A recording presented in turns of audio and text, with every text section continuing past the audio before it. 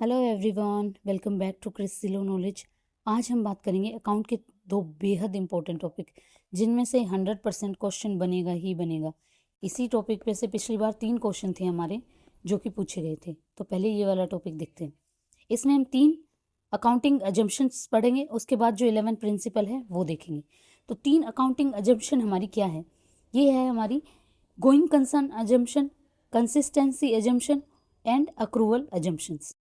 तो going concern assumption क्या कहता है कि जब आपने कोई बिजनेस ओपन करा है ना, तो उसको मान के चलो कि वो बिजनेस आपका चलता रहेगा इनडेफिनेट टाइम तक। ठीक है, तो अज्यूम करना है business will continue to operate indefinitely, not liquidate soon. तो उसमें क्या होता है, जो एसेट होगी ना उसको जो हिस्टोरिकल कॉस्ट है उस पे वैल्यू करेंगे हम, ना कि लिक्विडेशन वैल्यू पे। अब हिस्टोरिकल कॉस्ट क्या होती है? जिस टाइम आपने उस चीज़ को खरीदा उस टाइम जो कॉस्ट थी ना, उस कॉस्ट को ही मान के चलोगे आप, ना कि आज उस कॉस्ट की अगर आप उसको बेचना चाहो तो उसकी क्या वैल्यू है वो काउंट नहीं करी जाएगी। इसलिए नहीं करी जाएगी, देखो आपने एक ज़मीन का टुकड़ा खरीदा, सिंपल एग्जांपल बता रही हूँ, तो उसकी कॉस्ट आज आपने 1 लाख में खरीदा। ठीक है, आपने 2 साल, मान लो आप सोच रहे हो कि मैं ऐसा थोड़ी सोच के बिजनेस करता है कि मैं 2 साल बिजनेस करूँगा। मान लो 2 साल बाद उसकी वैल्यू हो गई है 2 लाख। तो आप जो अपनी अकाउंट है ना उसके अंदर उस जमीन के टुकड़े की वैल्यू 2 लाख नहीं दिखाओगे, क्योंकि आपका बिजनेस क्या है, लॉन्ग टर्म चलना चलेगा। इसमें ये गोइंग कंसर्न का मतलब है चलता रहेगा, तो उसमें वैल्यू वही मानी जाएगी जिस ओरिजिनल वैल्यू पे आपने खरीदा है। तो हिस्टोरिकल के जो कॉस्ट होती है ना उस पे एसेट को वैल्यू करा जाता है। ये बात दिमाग में बिठा लो। गोइंग कंसर्न मतलब बिजनेस आपका चलता रहेगा लॉन्ग टर्म तक। अब हम बात करते हैं कंसिस्टेंसी एजम्पशन।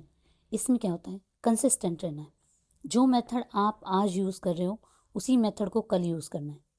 इससे क्या है, एक डेटा एक साल के और दूसरे साल को आप इजीली कंपैरिजन कर पाओगे कि आपकी फाइनेंशियल पोजीशन क्या है, आप नुकसान में हो, फ़ायदे में हो, किस तरीके से हो।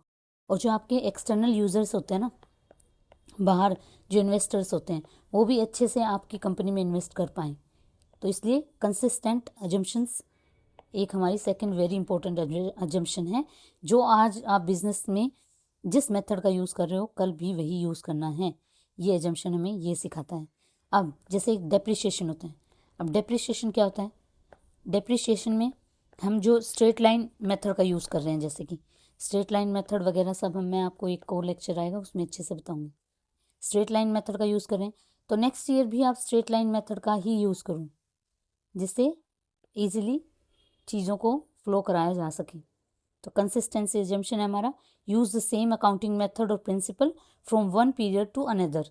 ये इंश्योर करेगा comparability of financial statement. Financial statement को ईजिली हम कंपेयर कर पाएंगे। थर्ड थिंग क्या है कि अगर आपको बहुत ही ज़्यादा ज़रूरी है, आप उस चीज़ को जस्टिफाई कर पाते हो तो ही चेंज कर सकते हो आप मेथड को। ठीक है, फिर आता है हमारा अक्रूवल एजम्पशन। अब इसमें अक्रूवल ये कहता है कि जब आपका चीज़ घटना घट जाए उसको उसी टाइम तुरंत की तुरंत रिकॉर्ड कर लो, ना कि जब आपके हाथ में कैश आ जाए तब। सिंपल एग्जांपल से समझो, आपकी कोचिंग है, उस कोचिंग में आप पढ़ाते हो, तो आज आपने उस बच्चे को पढ़ाया पर बच्चा आपको 3 दिन बाद फीस दे रहे हैं। ठीक है, तो इनकम आपकी 3 दिन बाद आएगी। इवेंट आज हो चुका है, आज आपने उसे पढ़ा दिया, 3 दिन बाद आपको पैसे मिलेंगे। तो रिकॉर्ड कब करेगा? जब वो इवेंट हो चुका है तब, ना कि जब कैश आ जाएगा तब। तो income recognize when earned. Income क्या है? जब आज आपने इवेंट कर लिया है, पढ़ा दिया है, तब वो इवेंट में रिकॉर्ड हो जाएगी, ना कि आप 3 दिन का वेट करोगे। ठीक है, अब इसमें आपको ये याद रखना है कि इनकम कब रिकॉग्नाइज करनी है हमें? जब इवेंट हो चुका है, ना कि हम वेट करेंगे कि पैसा कब आ रहा है। तो इनकम का या इस तरीके से याद रखना। और एक्सपेंस क्या है? जैसे आप उस जब कोचिंग सेंटर में जब पढ़ा रहे हो तो इलेक्ट्रिसिटी भी तो यूज़ हो रही है वहाँ पे। तो इलेक्ट्रिसिटी यूज़ हो रही है पर बिल उसका क्या आएगा? नेक्स्ट मंथ आएगा। तो एक्सपेंस आप कब रिकॉर्ड कर लोगे? जब वो इवेंट हो रहा है तभी उस एक्सपेंस को काउंट कर लोगे, ना कि जब आपका बिल आएगा तब। जब आप बिल की पेमेंट कर दोगे तब हम नहीं काउंट करेंगे, हम पहले ही काउंट कर लेंगे। तो इनकम को रिकॉग्नाइज करना है जब अर्न हो जाए, मतलब जब इवेंट हो जाए। और एक्सपेंस वन इनकर, जब हम चीज़ का यूज़ कर लेते हैं तो एक्सपेंस उसी टाइम मान लिया जाएगा, ना कि हम वेट करेंगे कि बिल आ जाएगा उस टाइम पे होगी। सिंपल तरीके से समझ में आया आपको? सिंपल है। अक्रूवल का मतलब ही यही है कि भाई जब इवेंट हो जाए उसको रिकॉर्ड कर लो। वेट मत करो कि पैसे का इनफ्लो होगा तभी हमें उसे रिकॉर्ड करेंगे, नहीं। Note when cash is receive और पेड, ट्रांजेक्शन जब हो गई है उसी टाइम रिकॉर्ड कर लो उसे, यही बात बोल रहे हो। फिर आते हैं हमारे 11 accounting principle, very very important. और इस पर मैं आपको क्वेश्चन भी दिखा देती हूँ। ये देखो, ये है हमारा 2023 के तीनों क्वेश्चन एपीएफसी के। In a business form, asset of a business are valued on the basis of their intrinsic value rather than realisable value, this accounting is based on. तो इसने बोला है कि जो आपका बिजनेस है, पहले ये चारों कंसेप्ट हम पढ़ लेंगे, उसके बाद हम देखेंगे इस क्वेश्चन को। पर क्वेश्चन आप देख लो, ये देखो कि इनमें से बताना है हमें कौन सा अकाउंटिंग जंक्शंस हैं। तो आपको सिंपल पता होना चाहिए, अभी हमने देखा गोइंग कंसर्न, कंसिस्टेंसी, अक्रूवल, तीनों हमने पढ़े, तो आंसर हो जाएगा इसका ए। ये क्वेश्चन था, इतना सिंपल। 3 अजम्पशन आपको पता है तो आपके 2.5 मार्क्स कंप्लीट। इसी तरीके से ये है। अब हम पहले 11 प्रिंसिपल पढ़ लेते हैं, उसके बाद हम एमसीक्यूज देखेंगे। 11 प्रिंसिपल में हमारा फर्स्ट आता है business entity principle. Business entity principle हमें बोलता है कि जो आपका बिजनेस है और उस बिजनेस का जो ओनर है, उन दोनों को हम सेपरेट ट्रीट करेंगे, उनको 2 अलग अलग एंटिटी ट्रीट करेंगे। तो ये हमारा कहता है बिजनेस एंटिटी प्रिंसिपल, ठीक है। फिर आता है मनी मेजरमेंट प्रिंसिपल। उन्हीं ट्रांजेक्शन को मेजर करा जाएगा जिसको हम मॉनेटरी टर्म में मेजर कर पा रहे हैं, मतलब उन्हीं ट्रांजेक्शन को रिकॉर्ड करा जाएगा जो मॉनेटरी टर्म में हैं, जिससे कि ह्यूमन स्किल्स को हम रिकॉर्ड नहीं करेंगे। भले ही वो हमारी कंपनी के लिए इंपॉर्टेंट है, पर उसको हम मेजर नहीं कर पा रहे हैं मॉनेटरी टर्म में। तो इसलिए मनी मेजरमेंट कंसेप्ट कहता है कि जो चीज़ मनी के फॉर्म में है उसे रिकॉर्ड करो, ठीक है। अब आता है हमारा थर्ड, कॉस्ट या फिर हिस्टोरिकल कॉस्ट प्रिंसिपल। इसमें क्या है, जैसे आप टीचिंग करते हो कोचिंग इंडस्ट्री में, तो वहाँ आपने एक वाइट बोर्ड खरीदा। उस वाइट बोर्ड की वैल्यू कितनी थी जिस टाइम आपने खरीदा? उस टाइम 3000 थी। अब आपने 1 साल तक उसमें पढ़ाया, आज आप उसको बेचना चाहते हो तो उसकी वैल्यू मान लो मार्केट वैल्यू कितनी है? 2000। तो आप 2000 पे रिकॉर्ड नहीं करोगे, आप 3000 पे ही रिकॉर्ड करोगे उस चीज़ को। वो आपने 3000 में ख़रीदा था, तो ओरिजिनल जो प्राइस था, परचेजिंग प्राइस, उसी टाइम आपको जितना प्राइस पड़ा था उसी में रिकॉर्ड करोगे, ना कि मार्केट वैल्यू पे। क्योंकि हमने बिज़नेस को क्या माना है? बिज़नेस चलता रहेगा हमारा। गोइंग कंसर्न कंसेप्ट हमें क्या सिखाता है कि बिज़नेस आपका चलता रहेगा। आपने जो वाइट बोर्ड है वो अपने बिज़नेस में इन्वेस्टमेंट करी है, ना कि आपने उसे बेचने के लिए खरीदा है, या आपने ये सोच के खरीदा है कि बिज़नेस बंद हो जाएगा, ठीक है। तो हिस्टोरिकल मतलब जो हिस्ट्री में आपने पे कर दिया है उसी चीज़ को रिकॉर्ड करना है, ठीक है। फिर होता है अकाउंटिंग पीरियड प्रिंसिपल। इसमें क्या होता है, जो बिजनेस है ना उसको छोटे छोटे इक्वल पार्ट्स में डिवाइड कर लिया जाता है। जैसे कि एक मार्च से लेके 1 अप्रैल तक का एक काउंट होता है ना, 1 साल, तो इस तरीके के 1 साल के पीरियड में आपने डिवाइड कर लिया है। तो अकाउंटिंग पीरियड प्रिंसिपल ये कहता है the life of business is divided into equal periods, usually 1 year to determine periodic profit. आपने बिजनेस को अपने छोटे छोटे पार्ट्स में डिवाइड कर लिया है। 1 साल में आपने कैलकुलेट करा कितना निकल के आया, फिर दूसरी साल में कैलकुलेट करा, तो उसे पीरियड में डिवाइड कर लिया है ताकि आपको प्रॉफिट का अंदाज़ा सही से लगता रहे, ठीक है। अब हम बात करते हैं 5th concept, revenue recognition principle. अब रेवेन्यू, इसमें क्या है, रेवेन्यू की बात करी गई है। ये कहीं ना कहीं सिमिलर है हमारा अक्रूवल प्रिंसिपल पे, पर इन दोनों में डिफरेंस क्या है? इसमें सिर्फ रेवेन्यू या जो इनकम जनरेट हुई है उसके बारे में बात करी गई है, पर अक्रूवल में हमारा इनकम एंड एक्सपेंस दोनों की बात करी गई है, ठीक है। तो ये ही एक मेन डिफरेंस इसमें। रेवेन्यू को कब रिकॉग्नाइज करेंगे? जब इवेंट हो गया है, ना कि जब हमारे पास कैश आया है। सिंपल सी बात है। इनकम आप कोचिंग इंडस्ट्री में पढ़ा रहे हो, जिस दिन आपने बच्चे को पढ़ा दिया उसी दिन आप उसको रेवेन्यू मान लो, इनकम मान लो। जब नहीं कि 5 दिन बाद वो पैसे दे रहा है तो आप वेट करोगे, उसी टाइम आप राइट कर दो उसमें। तो revenue recognize when it is earn, not when cash is received. Simple बात है। इसमें सिर्फ इनकम की बात होती है और अक्रूवल में हमारी इनकम प्लस एक्सपेंस दोनों की बात होती है, ठीक है। अब हम बात करते हैं 6, that is matching principle. Matching principle में क्या है? Expense of a period must be match करना है किसके साथ? Revenue of that same period to find correct profit. इसमें क्या कह रहे हैं कि आपने उस मंथ में जितना पैसा कमाया है, इनकम करी है और जितना एक्सपेंस हुआ है उनको आपस में क्या करना है, मैच कराना है कि इनकम कितनी हुई है, एक्सपेंस कितना हुआ है, ताकि आप अंदाज़ा प्रॉफिट का लगा पाओ। अगर एक्सपेंस ज़्यादा हो गया आपका, इनकम कम है, तो क्या है, प्रॉफिट माइनस में चला जाएगा, लॉस हो जाएगा। अगर आपकी इनकम ज़्यादा है, एक्सपेंस आपने कम करा है, उसी मंथ का काउंट करा जाएगा।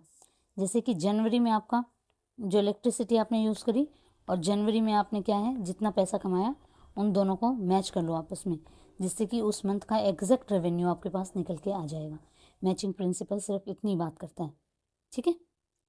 Expense of that period must be match किसके साथ करना है, revenue of that same period, ठीक है। फिर आता है 7 हमारा फुल डिस्क्लोजर प्रिंसिपल। आपकी कंपनी पे कुछ केस वगैरह चल रहा है, ठीक है, केस चल रहा है, तो उस केस को आपको डिस्क्लोज करना पड़ेगा कि इतने अमाउंट का मेरे पे केस चल रहा है, पर अभी तक उसका कोई भी हमारे पास इंफॉर्मेशन आई नहीं है, ना ही केस अगली पार्टी जीती है, मतलब अभी ऑन गोइंग है, प्रोसेस में है, पर आपको वो डिस्क्लोज करनी पड़ेगी इन्फॉर्मेशन, क्योंकि वो इन्वेस्टर के लिए बेहद इंपॉर्टेंट हो जाती है। इसलिए आप ये नहीं कर सकते कि आपको जो इम्पोर्टेंट इन्फॉर्मेशन लग रही है वो आपने दे दी, नहीं, जो कहीं ना कहीं इन्वेस्टर के माइंड पे भी इम्पैक्ट डाल सकती है, मार्केट पे इम्पैक्ट डाल सकती है, वो सब आपको डिस्क्लोज करनी पड़ेगी। All important and relevant information must be disclose in financial statement for users के लिए आप डिस्क्लोज कर दो भाई, जो भी इम्पोर्टेंट आपकी चीज़ें हैं वो पता होनी चाहिए। अब हम बात करते हैं मटेरियलिटी कंसेप्ट। ये मटेरियलिटी कंसेप्ट ये बोलता है कि जो इम्पोर्टेंट चीज़ें हैं ना उन्हीं को लिखो, जो अनइम्पोर्टेंट चीज़ें हैं उनको निगलेक्ट कर दो। कि आपने 10 पेन, 20 बुक्स, ये चीज़ें मंगवाई हैं, आपकी कंपनी करोड़ों का टर्नओवर देती है, तो उसमें इन 10 पेन और 20 पेंसिल्स का कोई इतना इम्पोर्टेंट रोल नहीं है, कोई वो डिसीजन को अफेक्ट नहीं करेगी, तो उन चीज़ों को आप लिखने की ज़रूरत नहीं है। स्मॉल डिटेल और अनइम्पोर्टेंट डिटेल को आप इग्नोर कर सकते हो। मटेरियलिटी कंसेप्ट हमें यही सिखाता है, ठीक है। फिर आता है हमारा कॉन्जर्वेटिज्म या फिर प्रूडेंस प्रिंसिपल जिसको बोलते थे, वेरी वेरी इंपॉर्टेंट। कंजर्वेटिज्म या फिर प्रूडेंस, दोनों ही नाम है इसके, तो आपको याद रखना है। इसमें क्या है, अगर आपको लग रहा है ना कि फ्यूचर में आपको कुछ नुकसान हो सकता है, तो आज ही उसको रिकॉर्ड कर लो। अगर आपको लग रहा है कि फ्यूचर में कोई नुकसान हो सकता है, तो उसको आज ही तुरंत की तुरंत रिकॉर्ड कर लो, नुकसान होने तक का वेट नहीं करना है, ठीक है।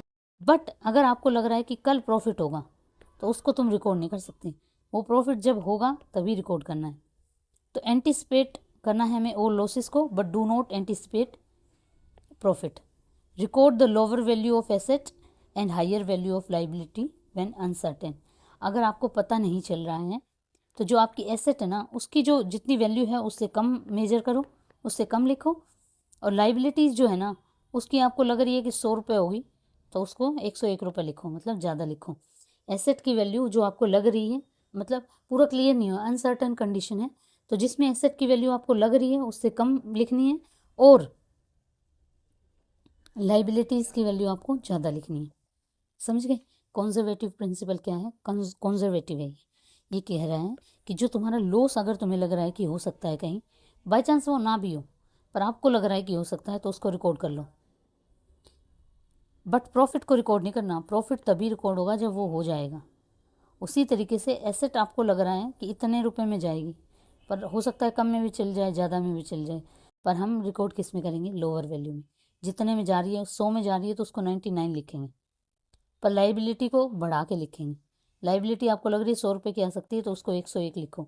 एक छोटे से एग्जाम्पल से समझाया। वेरी वेरी इंपॉर्टेंट प्रिंसिपल, इसको याद करना ही करना है। फिर आता है हमारा डुअल एस्पेक्ट प्रिंसिपल। इसमें क्या है, हर ट्रांजैक्शन के 2 इफेक्ट होंगे, एक डेबिट एंड एक क्रेडिट। तो इसमें क्या है, डुअल एंट्री होती है। ये फॉर्मूला आप याद रखना, asset is equal to liability plus capital. फिर 11th आता है हमारा objectivity principle. All accounting information must be based on the verified evidence. Objectivity होनी चाहिए चीज़ों की, ऐसे नहीं है रैंडम भी कुछ भी डिस्क्लोज कर रहे हो, रैंडम कुछ भी बोल रहे हो, रैंडम कुछ भी दिखा रहे हो, नहीं, वेरीफाइड एविडेंस होने चाहिए सब चीज़ों के, सब चीज़ों के बिल होने चाहिए, इन्वॉइसेस होने चाहिए, वाउचर होने चाहिए, ठीक है। तो तो ऑब्जेक्टिविटी प्रिंसिपल सिंपल इतनी सी बात कहता है, जो भी चीज़ें आप कर रहे हो वेरीफाइड हो, उनके एविडेंस होने चाहिए आपके पास। उसमें कोई भी बायसनेस नहीं होनी चाहिए। तो आपको समझ में आ गए होंगे ये प्रिंसिपल। अब ये क्वेश्चन देख लो, 3 एजम्पशंस कौन कौन सी है? Going concern, consistency and accrual. फिर which of the following is not a major consideration in the selection and application of accounting policies. ये पूछ रहा है कि इनमें से कौन सा,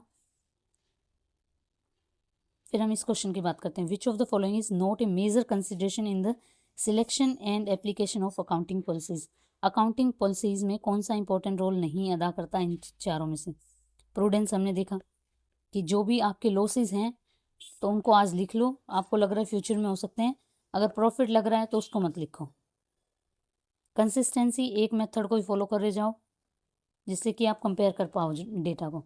फिर आता है हमारा मटेरियलिटी कंसेप्ट। मटेरियलिटी कंसेप्ट क्या कहता है कि जो इम्पोर्टेंट इन्फॉर्मेशन ना उन्हीं को रिकॉर्ड करना है जो डिसीजन को इफेक्ट कर सकती है, ना कि आपने अपने बिजनेस, आपका बहुत बड़ा बिजनेस है, उसके लिए आपने पेंसिल के 10 बॉक्स मंगवाए तो उनको रिकॉर्ड करने की ज़रूरत नहीं है, वो कहीं ज़्यादा इम्पैक्ट नहीं डाल रही है, उनको डिस्क्लोज करने की भी ज़रूरत नहीं है। मटेरियलिटी कंसेप्ट हमें कहता है कि स्मॉल जो इन्फॉर्मेशन है उनको आप नेग्लेक्ट कर सकते हो, इंपॉर्टेंट इन्फॉर्मेशन को ही रिकॉर्ड। फिर आता है हमारा last question, in a business form asset of a business are valued on the basis of their intrinsic values rather than the realizable value. अब ये हमें सिंपल बात बोल रहा है कि जो आपकी जिस वैल्यू पे आपने चीज़ें खरीदी थी उसी वैल्यू को रिकॉर्ड करना है, ना कि आज उसकी जो वैल्यू है उस पर। तो मनी मेजरमेंट कंसेप्ट हमारा क्या कहता है कि जो चीज़ें मॉनेटरी टर्म में मेजर हो उसको लिखो, तो ये तो काट दो। मैचिंग कंसेप्ट क्या कहता है कि इस महीने जो आपका एक्सपेंस हुआ है, इनकम जो हुई है, उनको आपस में मैच कर लो। गोइंग कंसर्न अजम्पशन क्या कहता है कि हमें बिजनेस तो आपका चलता ही रहेगा, तो बिजनेस आपका चलता रहेगा, इसलिए आपको जो भी चीज़ें रिकॉर्ड करनी है, जिस टाइम आपने जिस वैल्यू को ख़रीदा है उसी वैल्यू पे रिकॉर्ड करो, ना कि आज उसकी जो वैल्यू है। तो आंसर हो जाएगा हमारा इसका सी। कंसिस्टेंसी प्रिंसिपल क्या कहता है हमारा कि कंसिस्टेंट रहो, एक ही तरीके का मेथड फॉलो करो, ठीक है। इसी के साथ हमारा लेक्चर एंड होता है। वीडियोस पसंद आ रही है तो do like, share and subscribe. Thank you.